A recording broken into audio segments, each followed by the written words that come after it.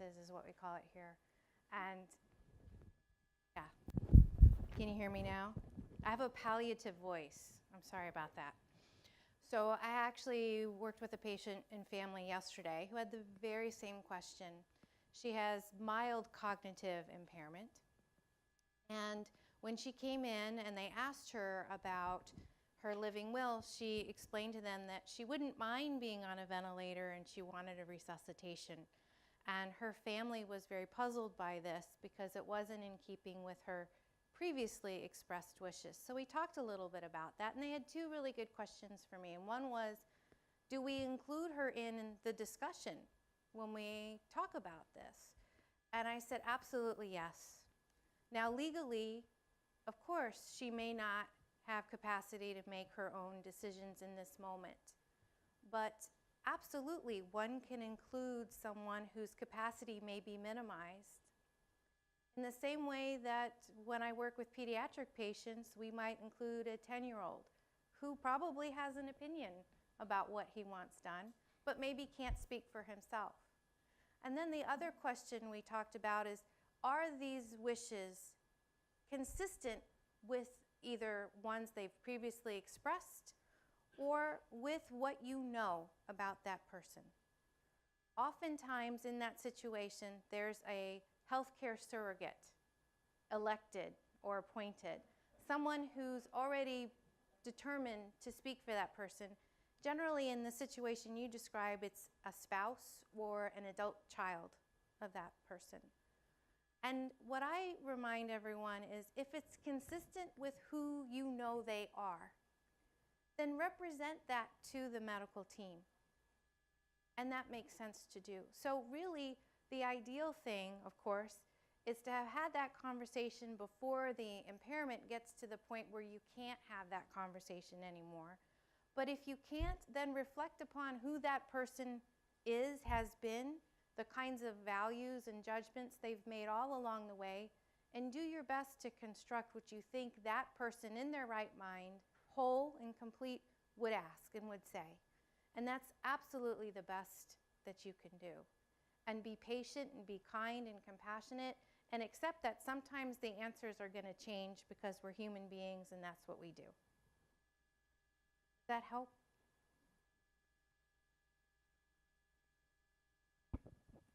If you can have the discussion early when you know that there's the possibility of cognitive decline or dementia, absolutely. The earlier, the better. And that goes regardless of what your diagnosis is, truly, because confusion and mild cognitive impairment is also sometimes part of perhaps an infection that one might get during treatment. Perhaps it's part of even congestive heart failure as time goes on, or the lack of oxygen as lung disease progresses. So I would state, not just in obvious cases like dementia, but in almost every disease you can think of, there are good excuses for having that conversation well ahead of when you need to.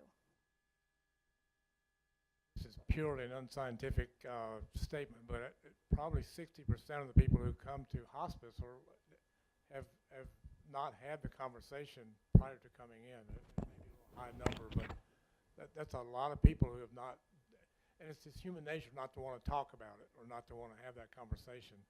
But it's much easier on the family and the patient if they have the conversation prior to the diagnosis. So we try to promote this concept.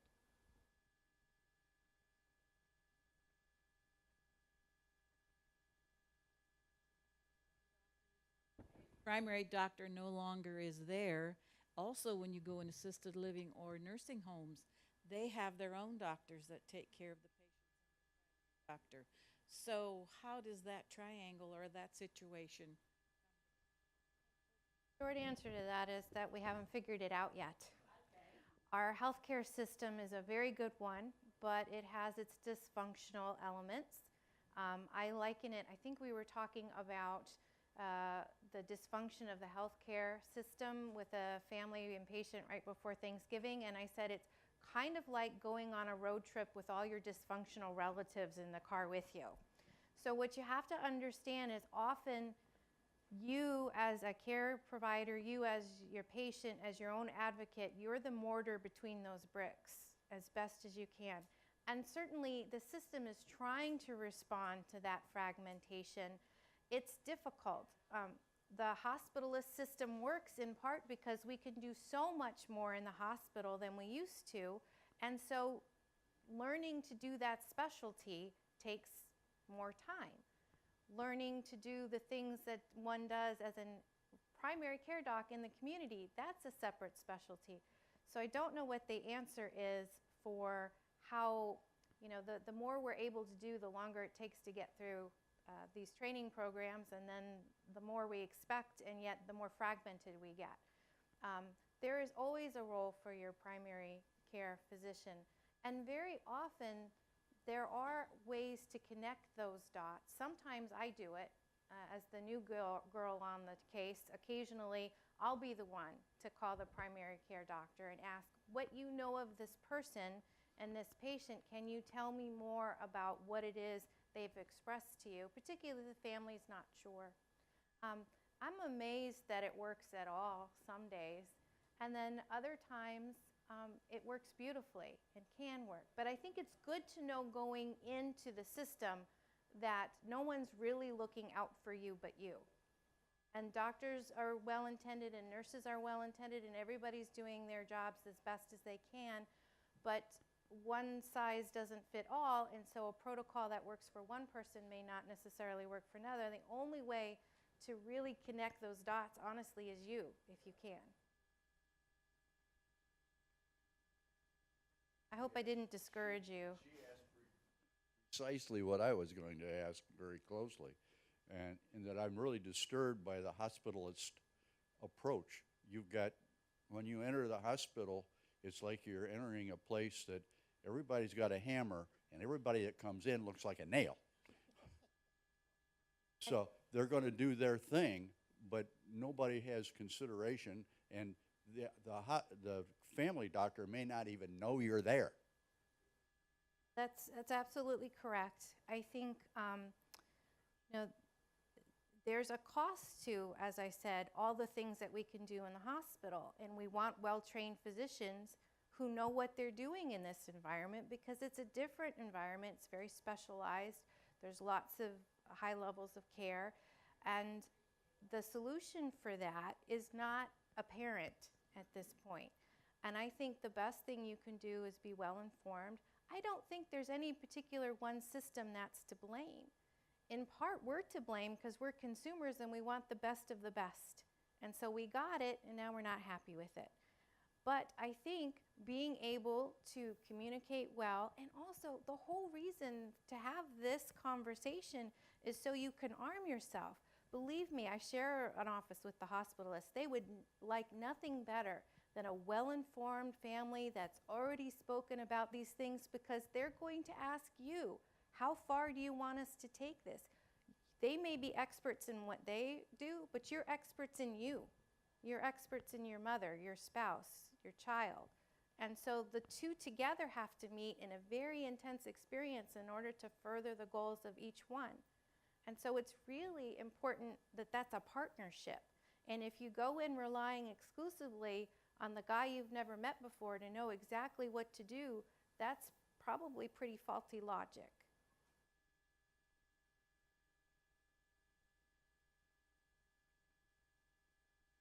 And that normally does happen. Normally, if the hospital knows who your primary care physician is, they are automatically notified. So there should not be a disconnect unless it's not clear who your primary care physician is. And I'll add a little bit. My name is Carol Ann Kalish. I'm the Chief Legal Officer here at Sarasota Memorial. I'm a 22-year healthcare attorney. And my philosophy of my practice, both in private practice and since I've come aboard here, has always been that no matter what advice I'm giving, to start with the patient. That in health law, you have to start with the patient and move forward from there.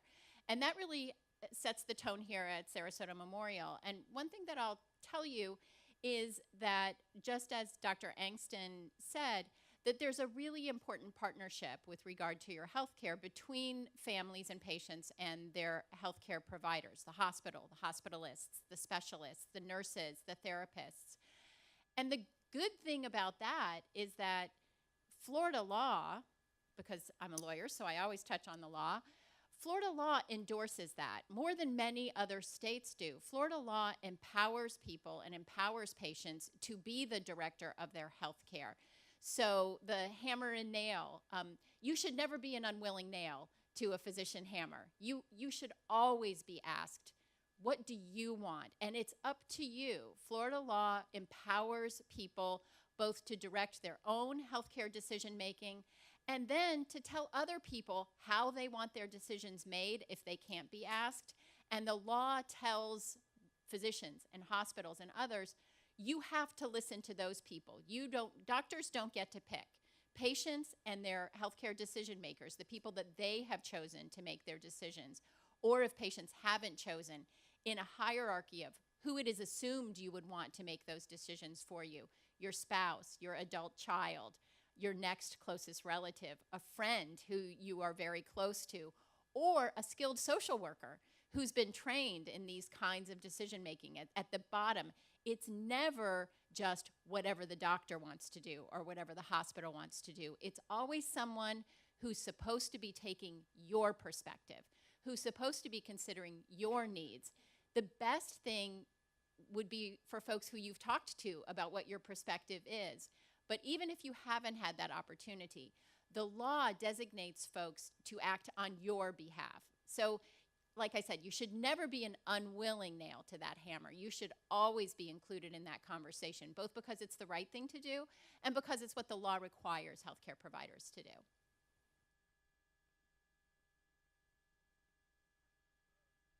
What if there is an emergency and patient gets into the hospital system and their surrogate lives, is their eldest child, one of their children who may live 1,500 miles away and needs to get organized in order to come down south? Although there may be a friend in the system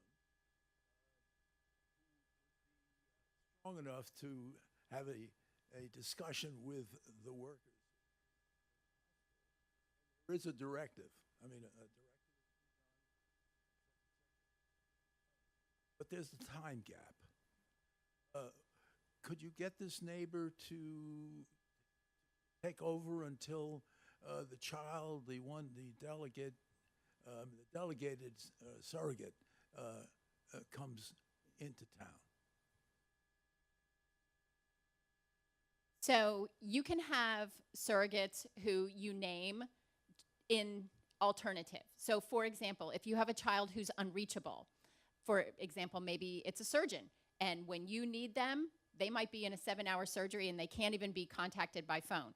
We can certainly, physicians can talk to people on the phone and take their decision making. It doesn't have to be an in-person decision. It can be by phone, but let's assume the person is unreachable. They're on a flight from California to New York and you need to know now. In your healthcare planning, you can say, this is my healthcare surrogate. However, if they are unavailable, this is my healthcare surrogate. Well done, you.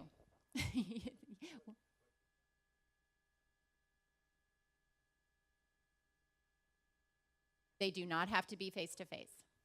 I think this is a good time to remind folks that it's really important that you imagine what it would be like if you were in an emergency situation and couldn't speak for yourself. And who should know? Who should they contact? Should you have it on your bedside table? Probably. Should your neighbor know if they see an ambulance pull up at your house? Oh, I have the emergency contact information for the son. A lot of times people have circles of friends who know. If you live in an assisted living community, they should have the ability to know who to contact and what that hierarchy is. Your physicians should know what that hierarchy is. The people who EMS is going to contact or the hospital is going to contact should know who your decision maker is. And you should have it readily apparent. In the event that you can't speak for yourself, let your documents speak for you.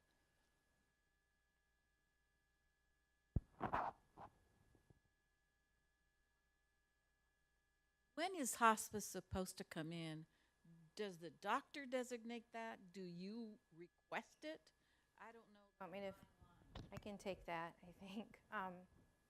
So I worked for a hospice for 9 years, and part of my job was to determine all of those things. So hospice is, you have to understand, is actually a system generated by Medicare. So it's generated partially out of the system of payment. People as Medicare recipients are entitled to a hospice approach to care for 6 months. And the qualifying parameters are 2 physicians need to certify a test that in all likelihood, if the disease follows its natural course, it's very likely that that person is going to succumb to that illness within 6 months. Sometimes that's easily predictable. For example, somebody who's perhaps been dependent on dialysis for a number of years and decides they no longer want that. That's very much more easily predictable once they stop dialysis, how long they might have. But in other cases, it might not be predictable. Medicare understands that, and there's no demerits if we get it wrong. It's okay. It's a little bit like Sprint. It's rolling days, rolling months. As long as that person continues to show evidence of decline during their hospice stay, they can continue to receive hospice benefits. And that benefit includes an approach to care which is very different than the typical model with a hospital stay, for example, and the like. That approach to care is multidisciplinary. So rather than just a physician, there's physician plus a RN who does nothing but help you interact with the other healthcare entities, organizes your medications, for example, helps anticipate what your needs might be. So that person might say, you know what, I know you don't need oxygen now, let's get it in the home. So we don't have to go to the hospital to get it when we think you might need it, if you need it. It's also a social worker that can help do things as commonplace as help you organize your thoughts about who your surrogate might be, or maybe something more interesting and complicated like how am I going to figure out what my funeral arrangements are going to be. And then there's also very important, probably the most important person on that team is chaplaincy or spiritual, which, let's face it, end of life, we can medicalize it all we want, but honestly, it's a spiritual journey, and it as often that's not attended in this kind of acute care environment. So those are just some of the members of the team, and within hospice organizations, they have a huge volunteer base. And at Tidewell, I believe the number of volunteers outnumber the number of employees 3 to 1. So there's a lot of differences that way. And then the general approach, the idea being that finally, for the first time, the patient and what they want comes first. They don't care so much about your numbers. You don't want to take Lipitor anymore and you want to have the cookie, have the cookie. It's more about quality of life, and I'll tell you the interesting thing. Very often people are hesitant to get into hospice care. It takes a huge, courageous heart to be able to say, hey, you know, I don't think I'm going to make it the next 6 months if my disease follows its natural trajectory. That's a very hard thing for a lot of people to do. But if they're able to do it, what often happens because of that approach to care, because it's about comfort, because it's not about artificial interventions and the like, despite the fact that you're worried naturally that you're going to get less time, what often happens is people get not only a higher quality because they're no longer got their dance card full with doctor's appointments and the like, but sometimes they actually get more days too.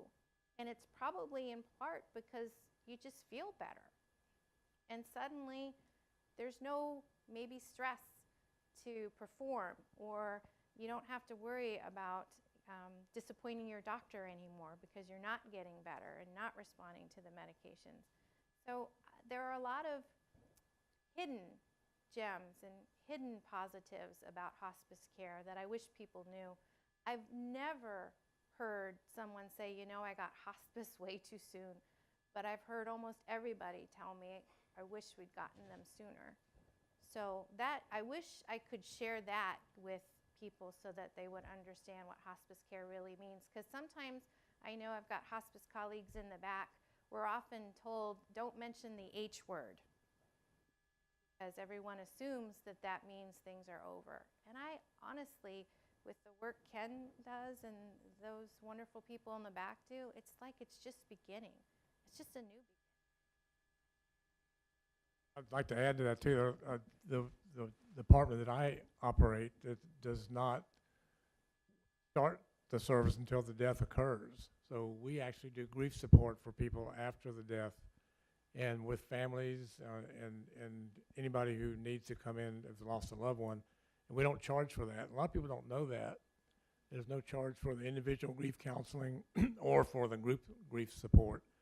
And you don't have to be a hospice patient to take advantage of that. So I've got brochures here if you want to see those, if anybody needs that.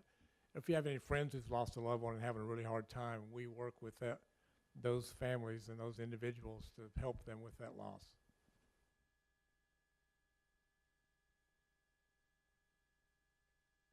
Other thoughts or questions?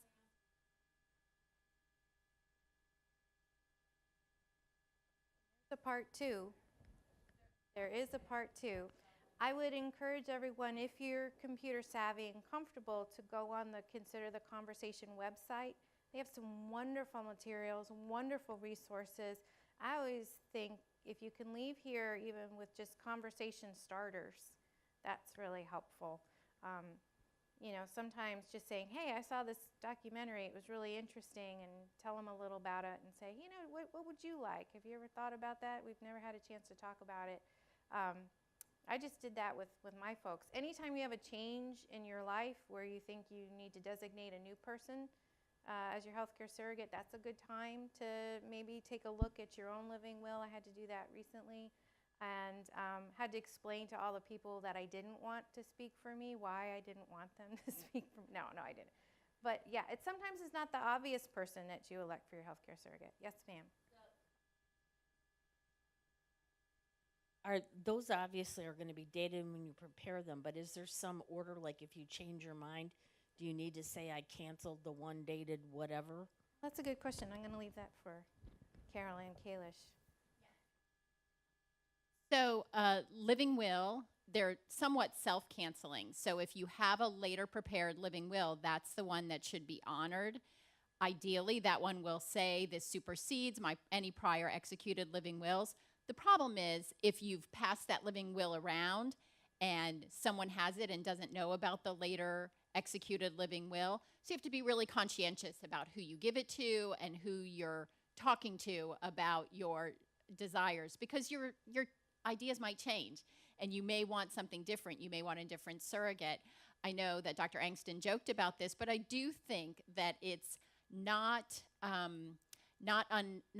imprudent to talk to the folks who might think that they're the obvious choice for your surrogate. If they're not going to be your surrogate, explain to them why. Better to have that conversation before it's important than to have them in a fight with someone who says there's no way that you wanted that person to be the surrogate. Because sometimes it's a very loving decision to make for someone who you think may want to make decisions that are less consistent with your beliefs and more consistent with their needs at the time, even though they think they're being generous. Maybe they just don't have that vision. I know I've been in this situation of being someone's surrogate who had relatives who she did not select, and we had a conversation when that was happening. Uh-huh.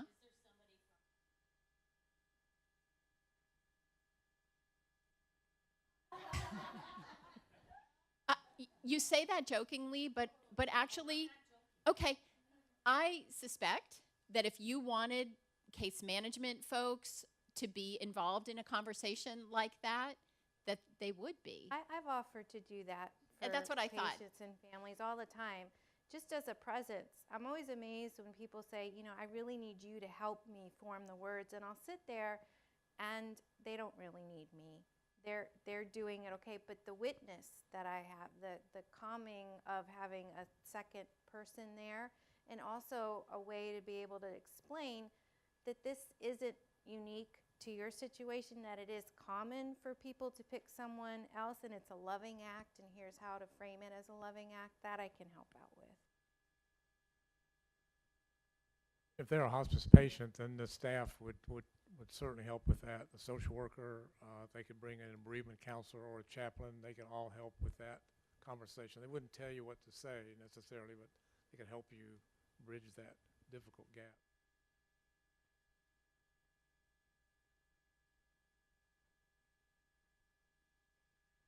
Wills. So here you go in emergency to the hospital. You don't have a copy of your living will with you. Probably not. Most people don't carry that around with them. I've heard of instances where, you know, for example, the facility doesn't necessarily honor the living will, maybe because they don't have it or legalities. I don't know. How do you ensure that living will is honored is the question. So I'm going to once again make that pitch for Florida law. Take advantage of the benefits that Florida law provides you by making your wishes known, by executing a living will, by designating a healthcare surrogate. Carry it around with you. Make sure it's available. I'm not teasing about that. I mean, you carry your driver's license. There's nothing wrong with also having in your purse a copy of your living will.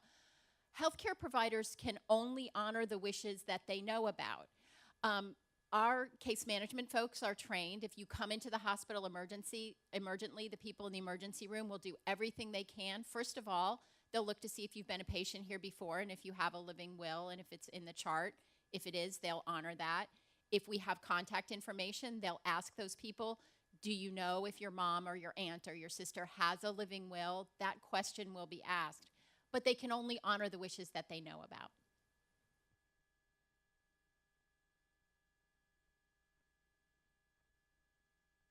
That's a terrific idea, and it's an idea that is one of the things that a centralized community health record is supposed to accomplish, so that in addition to test results that are available and past medical history, that you have more of that. It doesn't exist now, but there is, it's a little bit, I don't want to get too philosophical here, there's a little bit of a yin and yang there, because to the same extent that you have a centralized depository of all of this wealth of information, you have a centralized depository of all this information that's susceptible to hacking, and people are sometimes very wary of putting their information out there. It almost certainly would have to be in a cloud. People grow wary of that. I think that at some point there's going to be a scale tipping, and people are going to say, I think it's more important that this be universally available, so that if, say, for example, I travel to Vermont and I'm hiking on my own and I have a backpack and I have not followed my own advice and I don't have my designation of healthcare surrogate with me, like, those people should be able to know where that is. It should be available. I think that as people become more comfortable with the idea that there is a way to encrypt that and make it accessible only to those who need it, that we'll probably see that more, but we haven't quite come to that point yet. I'd like to comment, if I can, about that. I think sometimes there's too much emphasis put on the piece of paper and having the living will. The living will is great, and you really need absolutely to have one. But if you haven't had the conversation ahead of that, so that people who love you know what you mean when you sign it, you haven't done yourself any good. There is no possible way to go through the number of different outcomes and possibilities of what might happen to you. So just for example, a lot of us really eschew the notion of artificial feeding, tube feeding and the like. It sounds kind of gross. We don't want that. It sounds artificial. But what if you're in a situation where you can't eat temporarily? For example, you're on the ventilator because of a pneumonia and it's likely to get better, or you have any number of upper airway concerns. Well, maybe that's okay. But if you're reliant entirely on the living will, you might miss an opportunity to afford yourself a piece of medical care that's just a bridge. At the same time, if you're too reliant on having that paper and you think it covers every which way but lose in every single possibility, then, and you haven't had the background conversation, you might also end up signed up for something that you never intended because it's not listed on the living will. Don't ever kid yourself that a living will is a replacement for your own judgment or the designation of healthcare surrogate. Never just do a living will. Get a designation of healthcare surrogate as well. Someone, because as Dr. Angston says, those exquisite medical decisions cannot possibly be articulated. It has to be someone who understands you and can speak for you when those one-off decisions, those strange things, you know, would they prefer to be in a room with a window or a room without a window? These kinds of odd little decisions that might really be meaningful to you, you need to have someone who can speak for you when you can no longer speak for yourself, because the living will is only going to cover nutrition, hydration, cardiopulmonary resuscitation, artificial respiration, those kinds of things, those big D decisions. There's thousands of decisions that are made every day that are not ever possibly going to be articulated in the living will. You must have someone who understands you. Another scenario. We were out to Colorado for Thanksgiving, and I took along our healthcare directives. What's that? You're a man after my own. Yeah, but in terms of jurisdiction, when you are away, you've talked about Florida law, and these were done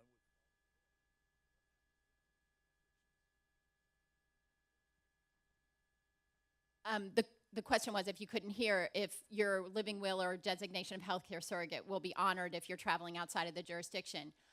I'm not aware of a state that does not honor designations of healthcare surrogate or living wills if they're validly executed in the state of your residency. So any good, competent healthcare provider or healthcare institution, because frankly, it's probably going to be a hospital, should look at your Florida healthcare surrogate and possibly call their general counsel and say, can we honor this? And a good general counsel is going to tell them, yes, as long as it's validly executed, and if there's any question about it, be able to look it up. I have to do it sometimes. Look up New Jersey's or Michigan's just to make sure if it's something that looks unusual. It should be honored. States have a tendency to have, it's called comity. They have comity with other states so that you're not required to run around and anywhere you have a holiday, redesignate. I know you had a question.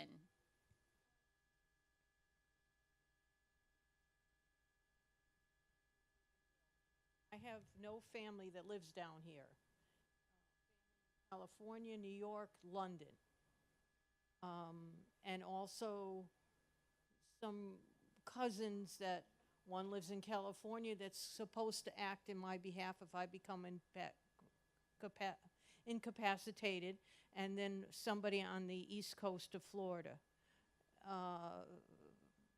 Very competent women as relatives. However, I'm in a situation where all these people are at a distance.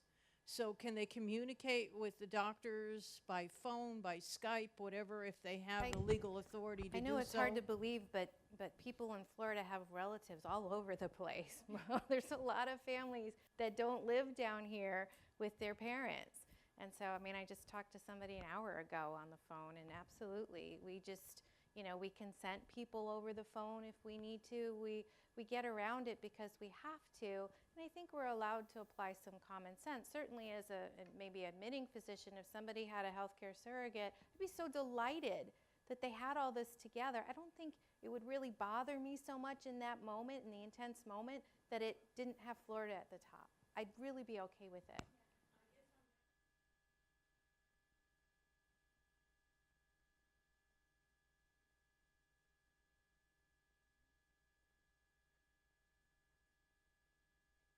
We're talking about that this morning, actually, because we were, she really did need to see her mom. Unfortunately, there's probably no substitute for being in the room with that person. It's very hard to judge vitality, even on a two-dimensional screen.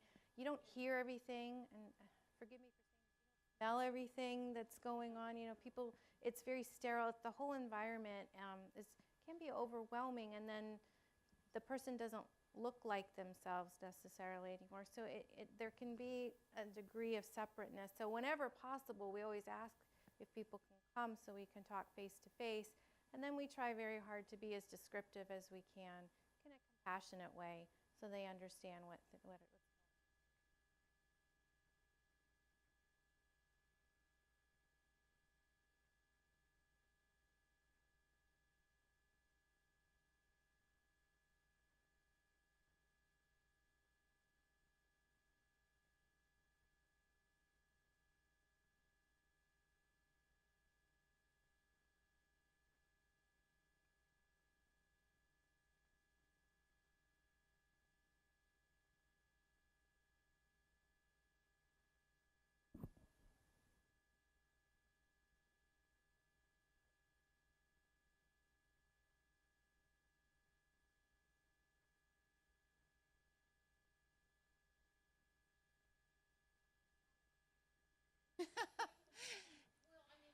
I hear what you're saying.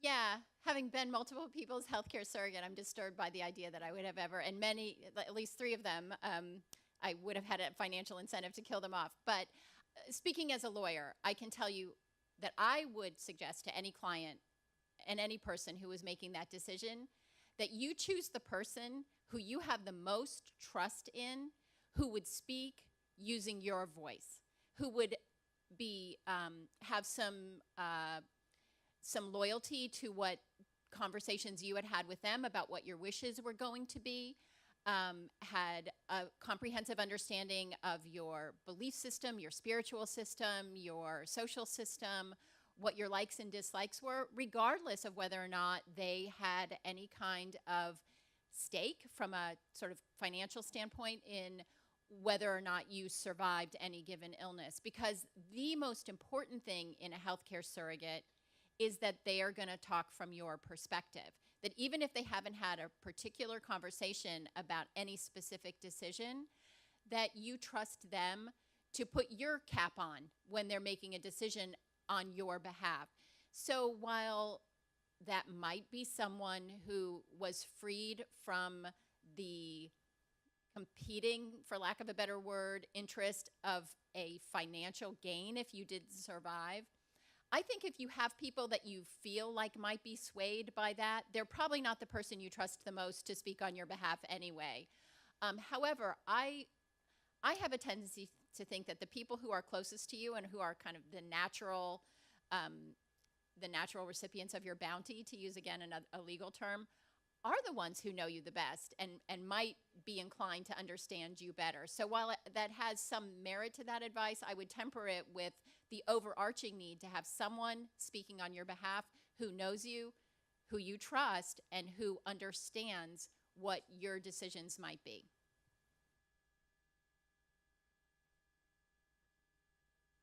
Difficult choice, by the way. We have 4 adult children, and it was very difficult, but we chose the one who was most clinical. Act the least from an emotional position that might contaminate his decisions.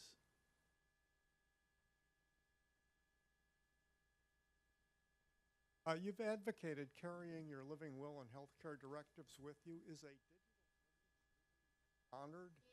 I don't have a purse to put the.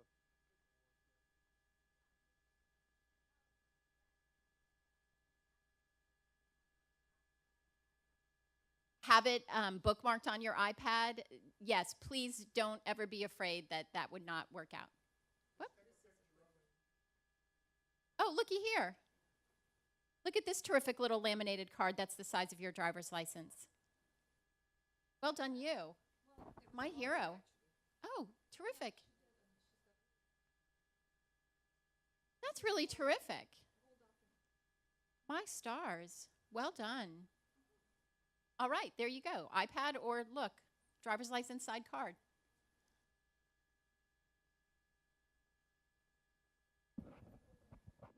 Fortunate situation that you don't have family or a surrogate or a living will. How are the decisions made? What treatment to apply in a dire situation?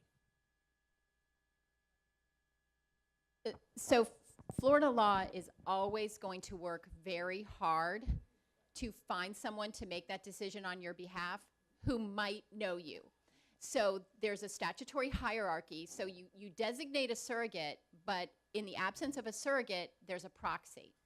The proxy is in the statute, it's either someone who has been appointed as your guardian, that's number 1, spouse is 2, adult child is 3, brother or sister is 4, down the line, all the way down to someone who's called a next friend. So that might be someone who you have dinner with all the time, and that person is someone who identifies as your next friend and is willing to take on the responsibility of making your healthcare decisions. Very, very often we find that people's next friends are the ones with whom they've had those conversations. It's not necessarily,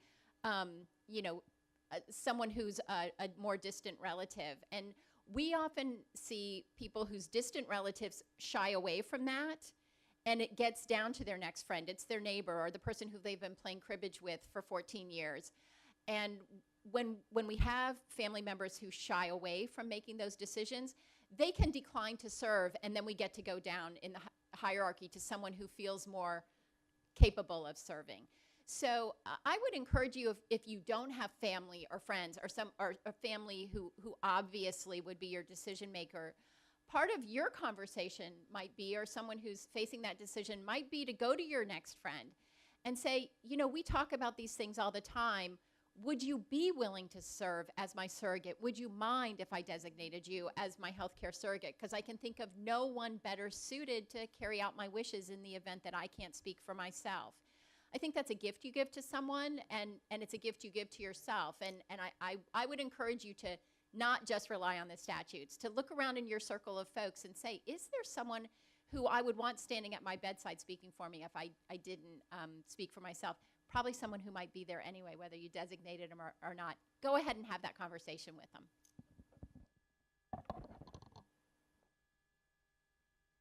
In the absence of the full paperwork, does Sarasota Memorial keep a list of who the surrogates are? Wouldn't that be simpler than trying to keep all the paperwork? You might think so, but the answer is no. 'Cause first of all, so many people who come to the hospital have never been to the hospital before. So we can't create patient charts for people who aren't our patients.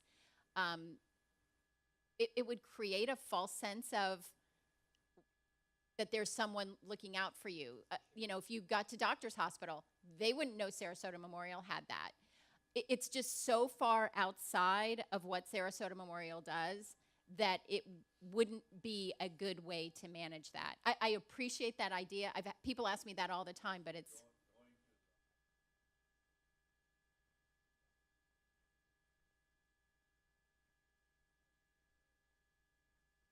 And it The shouldn't. effort is made to get that information. Believe me, you know, as a hardworking medical team, we're not looking to make our work harder by ignoring that person. So,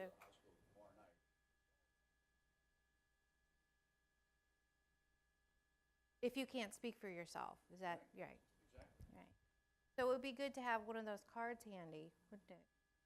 And I will tell you that if your primary care physician is someone who has ordered labs on your behalf through SM, I mean, there's a huge wealth of information out there. And Sarasota is a little strange because we do have a single predominant provider in town. So if people have gotten healthcare in Sarasota, it's likely that it's touched the Sarasota Memorial Healthcare System. And we can do data mining to figure out, okay, who is taking care of this patient? Who is this patient's person? And those calls are made. It's not just, oh, we have the hospitalist, so we don't care who the primary care physician is. Who that primary care physician is a critically important component of the patient's care for the hospitalist and for the emergency care center. So those resources aren't ignored. Don't forget, if your primary care physician doesn't happen to be on call that night and it's their partner, I mean, we deal with this so frequently that it doesn't bring about total and utter chaos for us. I mean, we do the best that we can in that moment. We certainly will try to buy as much time if we don't know what your wishes are or were expressed before. There's always the opportunity later to then think and say, okay, you know, we don't want anything further beyond that. So it does happen where, you know, find someone down in the field and nobody is able to tell you anything, and they're resuscitated and brought to the hospital, and they may wake up and say, thanks very much, don't ever do that to me again, here are my wishes. And it happens. Most of the time, people are very forgiving. They know we're doing the best with what we have at that moment. The system isn't great, which is why we're trying so hard by having these kinds of outreaches to let you know where the system might fail you, so you can take every effort to make sure that you're galvanized and you have all the resources you can.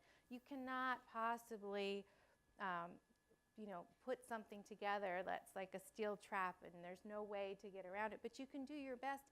And how likely is it really that you're going to come in ahead of something and not be able to speak for yourself? It does happen, but for most of us, it's pretty rare. Thank you, everyone, so much for coming today. They were great questions, and thank you all for so much for your time with this panel discussion. I think a lot of us have a lot more clarity.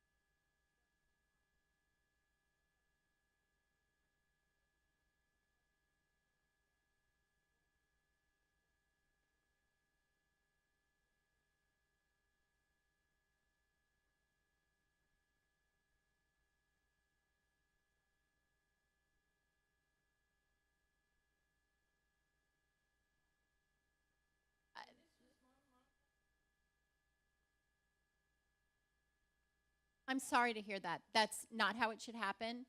Having privileges at a hospital means that you can practice medicine at the hospital. So that physician wouldn't have been allowed to come in and care for the patient. However, there would have been nothing prohibiting that physician still being kept apprised of your mom's care. So I'm very disappointed to hear that. No, I think it's probably just a matter of being very busy and really corralling.